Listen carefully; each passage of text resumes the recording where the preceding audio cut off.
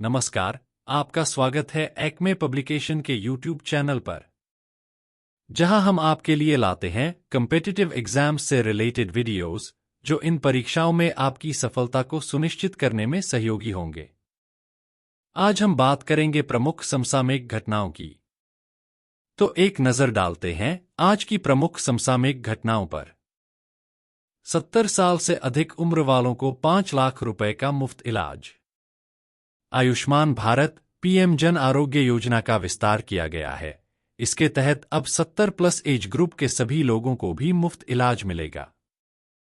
यानी चाहे उनकी सामाजिक आर्थिक स्थिति कुछ भी हो, अब पीएमजेएवाई का लाभ उठाने के पात्र होंगे। इस नए प्रावधान के अनुसार वरिष्ठ नागरिकों को प्रति परिवार 5 लाख रुपए का अतिरिक्त बीमा कवर मिलेगा, जिसे उन्हें परिवार के ऐसे अन्य सदस्यों के साथ साझा नहीं करना होगा जो 70 वर्ष से कम आयु के हैं। आयुष्मान भारत पीएम जन आरोग्य योजना पीएमजेएवाई भारत सरकार द्वारा 23 सितंबर 2018 को शुरू की गई एक स्वास्थ्य बीमा योजना है। इस योजना का उद्देश्य देश के गरीब और वंचित वर्गों के परिवारों को स्वास्थ्य सेवाओं का लाभ प्रदान करना है। पीएमजेएवाई के तहत प्रति परिवार प्रति वर्ष 5 लाख रुपए तक का स्वास्थ्य कवर प्रदान किया जाता है। योजना में चिन्हित ग्रामीण परिवार और विशिष्ट शहरी परिवार सम्मिलित होते हैं। आयुष्मान भारत योजना के लाभार्थी अपने आयुष्मान कार्ड का उपयोग करके इन सेवाओं का लाभ उठा सकते हैं। हरित हाइड्रोजन पर दूसरा अंतर्राष्ट्रीय सम्मेलन।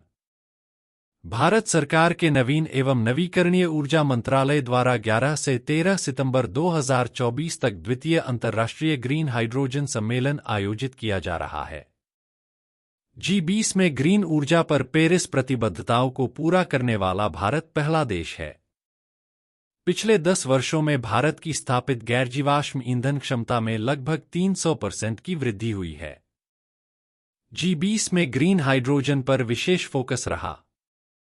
ग्रीन हाइड्रोजन वह हाइड्रोजन है जो नवीकरणीय ऊर्जा स्रोतों जैसे सौर और पवन ऊर्जा का उपयोग करके जल के इलेक्ट्रोलिसिस द्वारा बनाया जाता है। इसका उत्पादन कार्बन फुटप्रिंट कम करता है और यह स्वच्छ ऊर्जा की दिशा में महत्वपूर्ण योगदान देता है। भारत ने ग्रीन हाइड्रोजन के उत्पादन और उपयोग में वैश्विक केंद्र बनने का लक्ष्य रखा है। निर्वाचन आयोग ने दिव्यांगजनों पीडब्ल्यूडी के लिए राष्ट्रीय प्रतीक। निर्वाचन आयोग ने दिव्यांगजनों पीडब्ल्यूडी पर्सन विद डिसेबिलिटी के लिए राष्ट्रीय प्रतीक के रूप में सुश्री शीतल देवी और राकेश कुमार को नियुक्त किया है। ये दोनों पैरालंपिक मतदाताओं को प्रेरित करने के लिए विभिन्न कार्यक्रमों में शामिल होंगे। इस वर्ष 16 मार्च को लोकसभा 2024 के आम चुनावों की घोषणा से ठीक पहले सुश्री शीतल देवी को भारत निर्वाचन आयोग (ECI) का राष्ट्रीय आइकन घोषित किया गया था। और अब 11 सितंबर 2024 को राकेश कुमार को दिव्यांगों के लिए राष्ट्रीय आइकन घोषित किया गया है, जिन्होंने टोक्यो और पेरिस में पैरालंपिक स्पर्धाओं में तीरंदाजी में 2 बार देश का प्रतिनिधित्व किया है। पेरिस पैरालंपिक में तीरंदाजी में कांस्य पदक जीता है। नागरिक उड्डयन मंत्रालय का दूसरा एशिया प्रशांत मंत्रिस्तरीय सम्मेलन। नागरिक उड्डयन मंत्रालय ने दूसरा एशिया प्रशांत मंत्रिस्तरीय सम्मेलन का अंतर्राष्ट्रीय नागरिक उड्डयन संगठन (ICAO) के सहयोग से नई दिल्ली के भारत मंडपम में आयोजन किया है, जिसमें एशिया प्रशांत क्षेत्र के विमानन क्षेत्र के विकास के लिए एक दूरदर्शी रोडमैप प्रस्तुत किया जाएगा।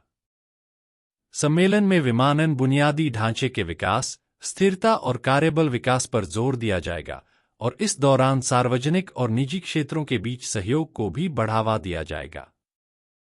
राष्ट्रीय फ्लोरेंस नाइटिंगेल पुरस्कार 2024।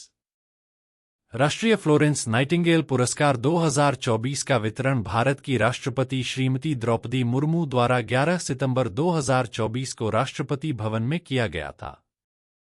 यह पुरस्कार हर साल 12 मई को फ्लोरेंस नाइटिंगेल की जयंती के अवसर पर प्रदान किया जाता है।